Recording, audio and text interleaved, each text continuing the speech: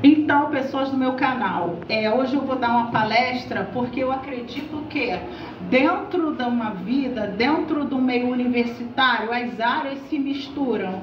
Eu sou estudante de nutrição, eu faço nutrição, o nome já está dizendo, estudante de nutrição, redundância necessária para tudo que vocês estão vendo. É o que eu acredito, é o que eu gosto, é o que eu faço, e o canal aqui, Pensamento Coletivo, por quê? Muitas das vezes as coisas se misturam. Hoje eu vou dar uma palestra sobre finanças. O que está ligado a finanças? Está ligado a dinheiro. As finanças, elas vão interferir até na sua vida estudantil, até na sua vida cotidiana, até na sua vida alimentar, até na sua saúde, tá? O que são finanças? As finanças comportamentais, isso é um estudo do comportamento, de como que a pessoa se comporta mediante o dinheiro. Estuda os efeitos de fatores psicológicos, sociais, cognitivos, emocionais e de fatores econômicos nas decisões de indivíduo.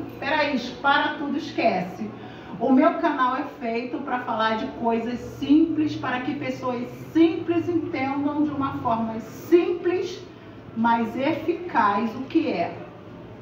Primeiramente, pensa comigo. Por que você não sabe o que é investimento? Alguém aí sabe o que é investimento? Levanta o emoji. Levanta! Olha lá, sinal que não sabe. Vocês não sabem porque, na verdade, é um conhecimento restrito, devido a vários motivos. Exemplo, como politicagem, que não é o foco falado aqui. O político vai querer que você saiba o que é investimento para você ficar esperto? Não. Então, você tem que buscar o conhecimento para que você tenha suas finanças organizadas. Digamos que as finanças é uma forma de você cuidar do seu dinheiro. Como você cuida do seu dinheiro, primeiramente? Fazendo uma organização dele. Fazendo na contabilidade um balancete. Na minha época que eu estudava contabilidade. Hoje é tudo muito informatizado. Levaram nomes bonitos de muitas coisas, mas o princípio é esse, onde se faz um balanço do que se deve e um balanço do que se tem a receber.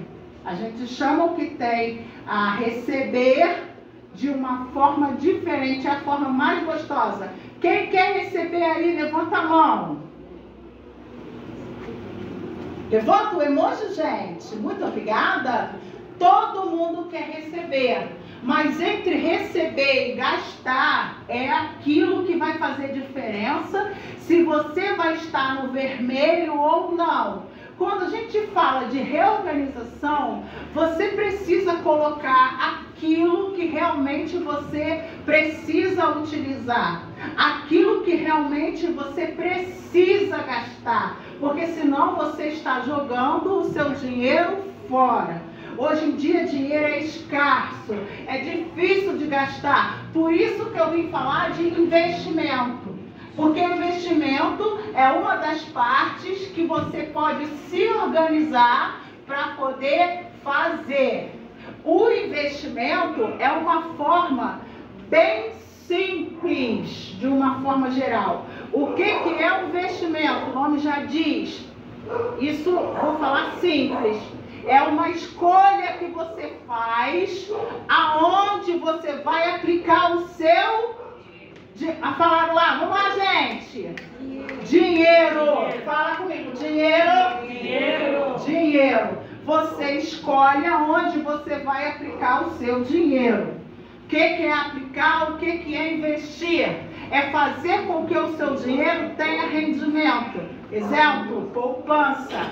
Você colocou R$100 na poupança. Poupança é um investimento de baixo risco. Por quê?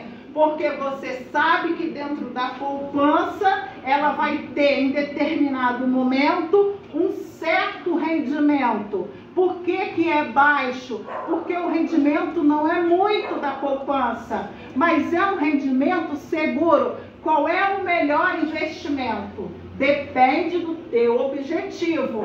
É igual a minha questão referente à nutrição. O que é melhor para mim hoje? É melhor eu comer batata? Depende. Você precisa de carboidrato? Batata inglesa. Você precisa de nutrientes? Aí já é uma outra situação. Não estou falando do que está aqui desenhado. Você está precisando, por exemplo, de água. Quem precisa de água? Levanta o emoji. Todos nós. Porque o nosso corpo, ele é feito de água. Então, se você não tomar água, você vai ficar desidratado. Voltando a falar sobre a sua organização. Dentro da sua organização, você precisa separar, coloca num papel para um tempo para você e coloca simplesmente o que eu devo, o que eu recebo. Se a conta tiver igual, você simplesmente não está ganhando, não está perdendo. Mas se aquela conta de você ganhar menos e você gastar mais, você vai estar o quê? Fala, gente. No vermelho, devendo, ruim, em situação financeira complexa, em situação financeira difícil. Então, eu aconselho que você faça isso também relacionado às suas finanças. Depois que você vê os seus gastos, a pergunta que você precisa fazer é se você precisa realmente daquilo que você colocou na sua lista. Exemplo, você descobriu, é só um exemplo, que você está gastando no mês R$60 com sorvete. Como eu estava falando de investimento, olha lá como é que as coisas se interligam. Como eu estava falando de investimento, se você deixar de tomar naquele mês o sorvete, pegar os R$60 e investir na poupança, que é algo simples em vários bancos, de várias instituições, você vai saber que tem aquele dinheiro para contar. Se você continuar tomando sorvete, pode ser que você venha a ser meu paciente. Não que sorvete seja ruim, mas tudo demasiadamente não faz bem. Até se você pensar nas suas finanças como algo negativo, o seu dinheiro não vai render. Entendido até aqui? Levanta os emojis. Desse jeito. Então, olha só, vamos falar um pouquinho de economia. A questão de economia é você guardar. Aí já não é investimento. Vou falar para vocês de capitalização. Capitalização é um valor que você guarda mensalmente, não é jogo, isso não é jogo. O banco pega seu valor e ele também patrocina sorteios. Você movimenta a conta, porque o banco vai ver o seu dinheirinho lá todo mês, quando a capitalização é mensal. Capitalização mensal é chamada de pagamento mensal. Você tem R$50 todo mês para fazer um investimento na capitalização? Sim ou não? Sim. Mentira, porque capitalização não é investimento. É considerado reserva. Mas se você pegar aqueles R$50 e começar a guardar, a reservar para você, você vai saber o que tem que contar. Com o que contar. É óbvio que cada produto tem as suas regras. Eu só quero falar de alguns. Exemplo, quando a gente fala de investimento, a gente está vivendo um mundo tecnológico. Existem programas que são chamados robôs que fazem o cálculo das suas finanças. Esses robôs são programas que ficam o tempo inteiro ou determinado momento programados. Quando a gente fala programas programados, não é redundância. É porque existe um programa X e a questão também de um tempo para aquele programa estar ali buscando qual é o investimento. É como se ele trabalhasse para você dentro da tecnologia. Só que você tem que ter na sua cabeça, por isso que eu estou dando aqui escolhas.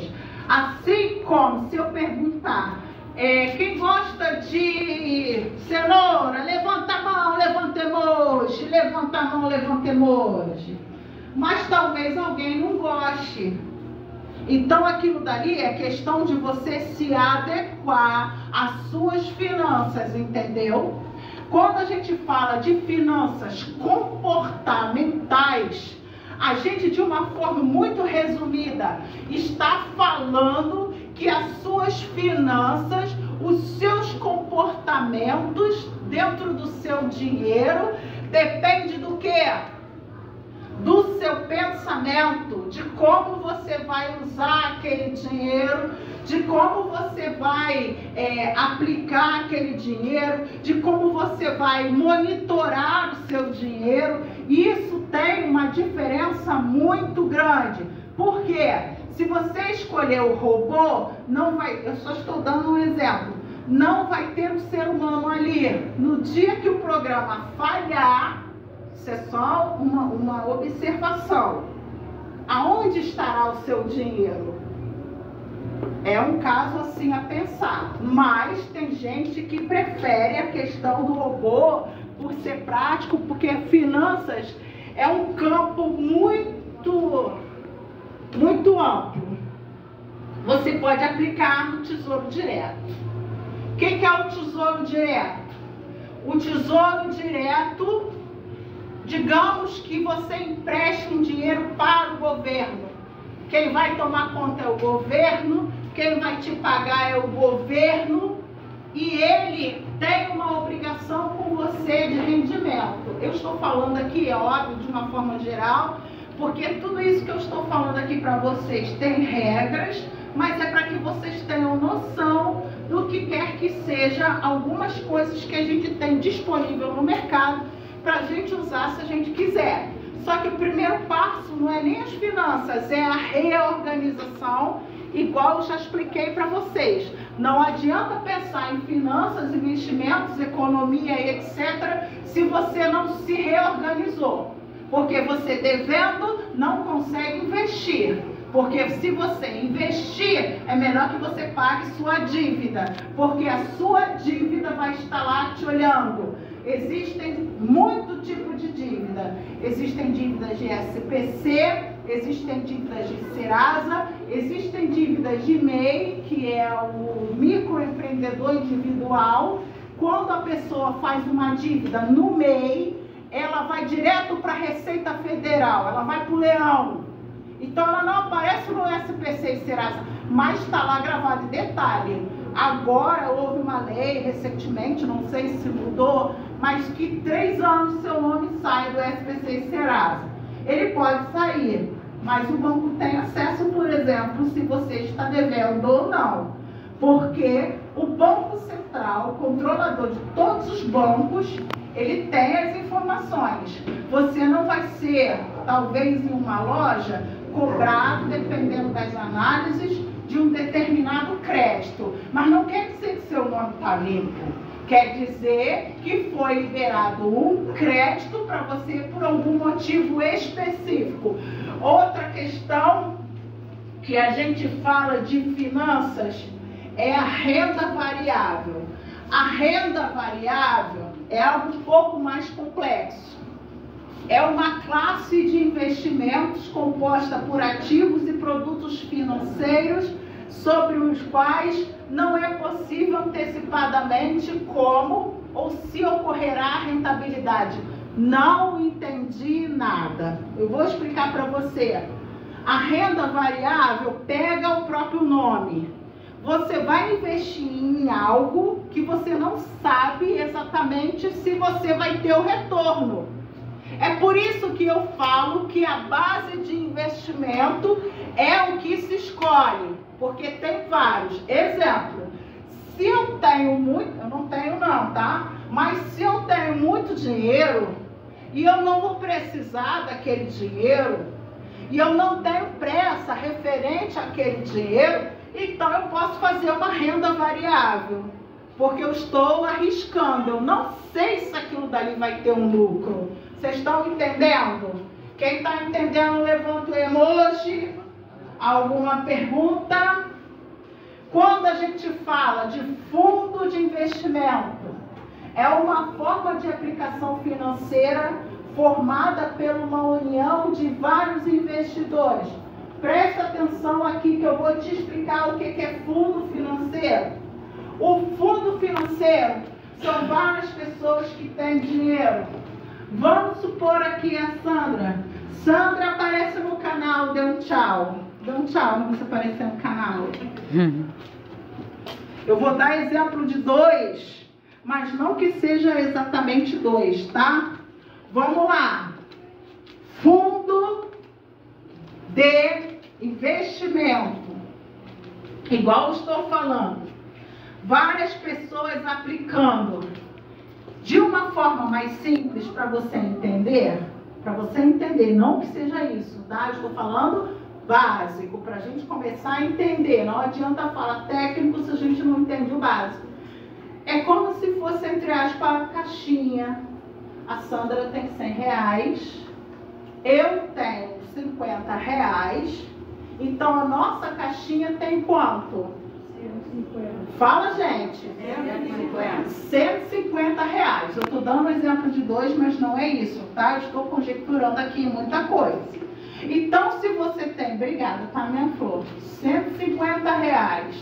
Você vai investir, aquele grupo de pessoas vai investir junto.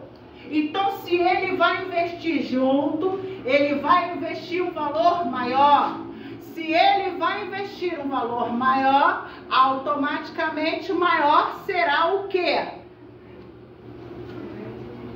Ai, gente, fala, pode falar. Se errar, não tem problema. Fala. O rendimento. O rendimento! Bate palma aí! Então, o que acontece? Tem a questão também que a gente falou do que é o fundo de investimento, tá? Já falamos que é coletivo, elas são regulamentadas, tudo aqui é regulamentado, tá? Tem órgão específico, CVM, registrado pela instrução CVM 55, que é uma norma substituidora da instituição CVM 409. Gente, em relação à lei, é porque tudo que se faz aqui que eu estou apresentando, existe uma regra, existe uma norma, existe um contrato. O contrato ele pode ser de 2 formas. De uma forma mais simples. Ele pode ser escrito ou ele pode ser verbal. Quando você liga para uma central de atendimento, por exemplo, e você fala sim, e a ligação está sendo gravada, então aquilo dali é um contrato verbal onde você está concordando com aquilo que foi falado. Se você diz o não, você está também negando aquilo que foi falado. Vamos falar de uma coisa que poucas pessoas sabem que tem. Vocês já ouviram falar de previdência privada? Quem ouviu falar, levanta a mão. Só o menino que nem está fazendo parte, não tem problema. Eu vou explicar o que é uma previdência privada. A previdência privada é simplesmente, pensa nessa forma para você poder entender, tá? É uma aposentadoria fora do INSS. Como que você vai se aposentar no INSS, que está de greve? Até a última notícia que eu soube, tomara que volte, que tem gente precisando do INSS. Você precisa trabalhar de CLT, que é a sua carteira assinada, ou você precisa pagar o INSS 15 anos no boleto, no carnezinho. Se você não pagar, se o INSS não vê a sua contribuição durante aqueles 15 anos, quando você ligar para agendar a sua aposentadoria, porque tudo é gravado e os seus dados são compartilhados e os seus dados são registrados, você simplesmente não vai conseguir se aposentar. Aí já entra em outros casos que são particularidades, como entrar na justiça, verificar a saúde, processo, aí são outras questões. É diferente de uma forma geral. O que é a previdência privada? A previdência privada é um produto de investimento que você investe em você. Você tem uma aposentadoria fora daquilo que você tem do INSS. Opa, saiu até errado. INSS, é tanto S que deixa a gente louco, mas na hora de receber é pouco. É pouco ou não é? Um salário mínimo é pouco ou não é? Para você fazer o sacolão lá, é pouco ou não é? Para você comprar o kombucha, o que é o kombucha? Ele vai ajudar no seu metabolismo. O kombucha é uma bebida ácida, de uma forma geral. Vai ajudar em relação à sua imunidade. Vai ajudar em relação a que uma bactéria que você tem no estômago funcione bem, que é a Casei shirota. Mas você precisa saber que se você fizer coisa errada com o seu dinheiro, você não vai ter aquelas questões. Porque tudo custa o quê? Caro ou barato? Fala pra mim. E como custa caro, você precisa se reorganizar. O segredo para começar a investir é se reorganizar. E a outra questão é você saber escolher aquilo que é melhor para você. Qual é o melhor produto, o que você quer. Ah, eu estou muito interessada na previdência privada. Ah, eu gostei. Aonde que eu faço? Nas instituições financeiras. Quais são os tipos de previdência privada? VGBL e PGBL. São nomes técnicos com diferenças, óbvio, entre uma coisa e outra, mas o que você precisa ter em mente são as regras que isso possui. Quando você fala em plano VGBL, é classificado como seguro de pessoa, enquanto o PGBL é um plano de previdência complementar. Entretanto, enquanto o VGBL, o imposto de renda incide sobre o valor total a ser registrado ou recebido de forma de renda. Vamos falar de imposto de renda. Se você no Brasil ganhar uma quantidade X, você vai ter que pagar um imposto, porque o Brasil ele tem muitos impostos. É IPVA, que é referente ao carro, é IPTU, que é referente ao seu imóvel. E aqui dentro da sua aposentadoria privada também é descontado o imposto de renda. Só que nesses dois planos, que a previdência privada se divide assim, em cada um é descontado de forma diferente, tá? Quando a gente fala de tributação de produtos, vamos entender de uma forma fácil. Quanto que está o quilo de arroz no mercado? Fala aí pra mim. Vamos botar um preço, uma média, R$10? Claro que depende do mercado, da marca, da promoção. Tá 15? Vamos botar... Depende do arroz. Vamos fazer uma conta baixa. 10. Depende de onde você compra, depende do mercado, depende de várias coisas. Então, quando você compra aquele arroz, você não está comprando só o arroz, você também está pagando o imposto por cima do arroz. Mas você não sabe, porque ninguém vai te falar isso. Mas a questão real é que você está pagando sim.